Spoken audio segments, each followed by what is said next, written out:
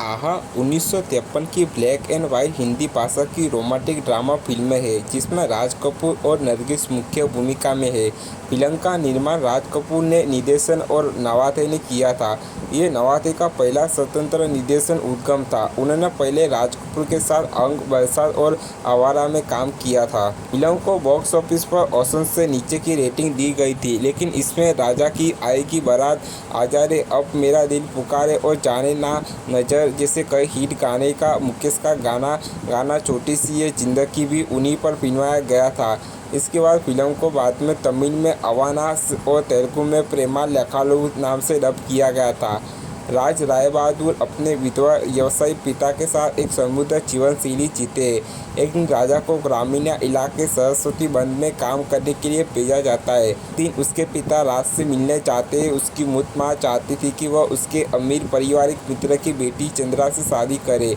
रात ने चंद्रा को एक पत्र लिखने का फैसला किया जिसे वह पूरी तरह से नज़रअंदाज कर देती है, लेकिन चंद्रा की छोटी बहन नीलू पत्र स्वीकार करती है और चंद्रा के नाम पर इसका जवाब देती है।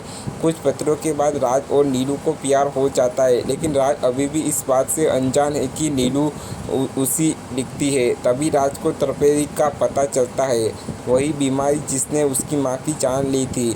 राज ये दिखावा करने का फैसला करता है कि उसने कभी नीलू से प्यार नहीं किया और इस बात पर भी जोर दिया कि उसे चिकित्सक मित्र डॉक्टर कैलाश से शादी करनी चाहिए। नीलू को यह विश्वास दिलाने के लिए कि वह उससे प्यार नहीं करता, वह चंद्रा के साथ फ्लर्ट भी करता है। चंद्रा ने अपनी दुखी बहन की पीड़ा को ख़त्म करने का फैसला किया है। सच्चाई जानने के बाद नीलू राजा को वैसे ही स्वीकार कर लेती है जैसे वह है। चमत्कारिक रूप से राज भी ठीक हो जाता है और दोनों खुशहाल जीवन जीते हैं। दुखद नायक और नायिका की पीड़ा का विषय शरद चंद्र चट्टोपाध्याय के प्रसिद्ध उपन्यासीय देवदास से प्रेरित था, जो कई अन्य फिल्मों के लिए भी प्रेरणा रहा है। फिल्म के अंत में मूल रूप से दिखाया गया कि नीलू राज के आग्रह पर डॉक्टर कैलाश से शादी करती है। जब नीलू की बरसात गुजर रही थी तो राज की मृत्यु हो गई है, लेकिन प्रीमियर पर कपूर को एहसास हुआ कि यह फिल्म नहीं चलेगी। कपूर ने कहा कि सभागार का मोहल्ला एक जीवन धड़कने वाली चीज जैसा होता है। इसने मुझसे बार बार कहा आपकी तस्वीर फ्लॉप है। फिर फिल्म का अंत दुखद से बदलकर सुखद कर दिया गया था, लेकिन इस बदलाव ने पाठ की विषयगता एकता को नष्ट कर दिया था। बन्नी रूबेना, जिन्होंने कपूर की Jiwani Raj Kapoor the fabulous showman लिखी थी, इस बदलाव के लिए अपना तर्क देते हैं।